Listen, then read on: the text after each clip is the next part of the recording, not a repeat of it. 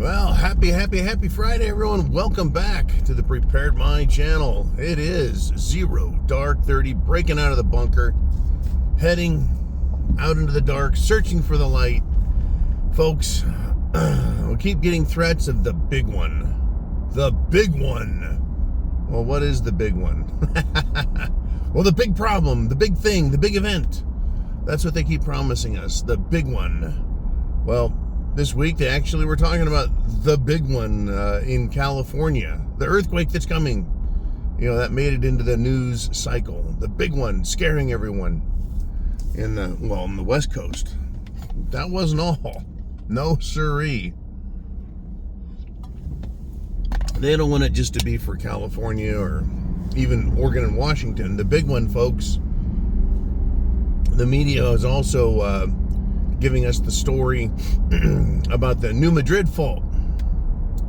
You know, that thing that could split the United States in half. I mean, it could. What do I know? I'm not a scientist. And, anyways, they're talking about that one as well. It runs, up basically the Mississippi Valley and up to Chicago. And I know some earthquakeologist is going to correct me there, but the big one is going to come and get us. Well, what exactly is the big one? Well, I think that's something that we're all cognizant of, and we're all kind of waiting because it's the signal, right? It's an event. We've been dealing with process our whole lives with several events inside of it. If you wanted to talk false flag events or crazy government events, you could say a big one was Waco, Texas, and Ruby Ridge. A big one was the Oklahoma City bombing, 9/11. That was the big one. And then we also have, military conflicts. The big one. The big one would be, Gulf War in our lifetimes. And then the second Gulf War. And then Afghanistan. And it just kept going. And then the big one was, no, we've got a war with Russia. You know, when Russia stepped in and said, that's it. We're going to take care of this Ukraine Nazi problem here. That was the big one. Well, we've had lots of pandemic scares over the years. You know, we had the SARS thing, and that was a big one years and years ago. And then they moved it, not just from a regional thing. And bird flu, they made it the bat stew flu. That was the big one, folks. That's the one when I said that's it, they finally hit the fan. To me, that was the big one. It really was. That was the final straw that they're pulling for the total destruction of our country. And I think that really was the big one. I mean, there's still earthquakes out there. There's still a possibility of more pandemics, of course. And the possibility of war, not between Russia and some little country or the United States and some little country. We've now got the potential for the big one when it comes to war. I'm in the state of Florida here. And the chance of the World War III big enchilada is now very real. Very real. I never would have suspected that would be the case, or maybe I should say I would have never expected the series of events that led to where we're at now. I mean, just predicting general stupidity on the part of Washington, D.C., that's easy. But the exact events to where, yes, now there is a submarine along with other Russian naval vessels off the coast of the United States of America floating around. And I got to tell you, folks, they're talking again about stealth submarine technology. Now, I've been on a submarine, but I never served in the service as a naval submariner. I didn't live in a submarine. I didn't, it wasn't my thing. But a friend of mine was a very good friend, very trustworthy friend, a man of honor who served in the Cold War. And he said, the early technology for these stealth things was amazing back in the 80s. The hunt for Red October. Those submarines they had a silent drive.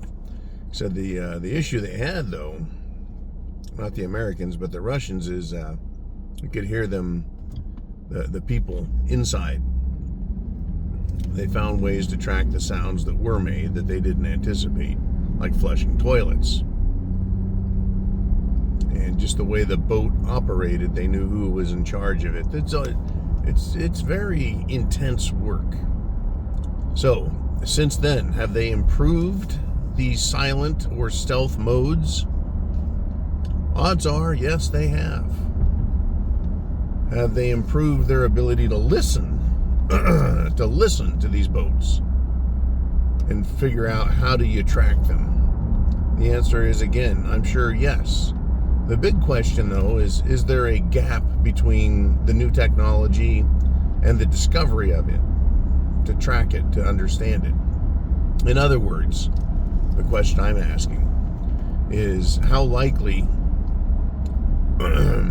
is the naval activity off the east coast of Florida, 65, 70 odd miles off coast, with U.S. naval ships, Canadian naval ships, and the Russians out there? The Russians are doing drills, missile drills.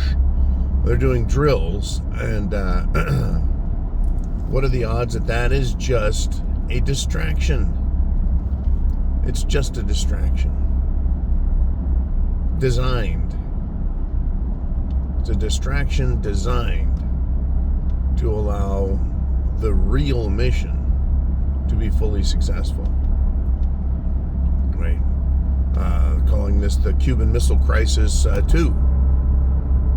Right? Back in the 60s, the Russians, or Soviets back then, the communists, they're not commies anymore. Apparently that's more of our problem than theirs. Wanted to put nuclear missiles in Cuba. Well, now, how do we know what they offloaded in Cuba and didn't? How do we know? How can we know? Well, you and I can never know. Can the government know? Can they figure it out? Not certain. Whatever the Russians do, I am certain they're going to be very careful and prudent about it. At the same time, sending these warships was a very loud, very clear message. A very loud and a very clear message to the Pentagon and the White House, Washington, D.C. That, well, if you're going to piss in our backyard, we're going to come and pee in your pool. In other words, you got a big risk of the big one happening. The big one. If they park missiles in Cuba, or if they've got other more silent submarines. My contention all along has been based on a story I was told by my submariner friend, is you just put a very quiet submarine underneath a very loud surface ship, and you allow them to travel together, and then at any one point, the submarine can go silent, and the ship can leave, and now you basically have a stealth-dropped submarine sitting there with nuclear missiles, right? Look out. This could be the big one. Well, it's certainly something to worry about. But I think we've gotten that now. This is the phase we're at in this, we could even call it cycle of empires and government. We went all the way to self-rule, self-guidance, democracy, where the people vote for how their republic is going to work. And now the super wealthy want to take back their power away from the people and say, you don't have rights, you have a few privileges we'll give you.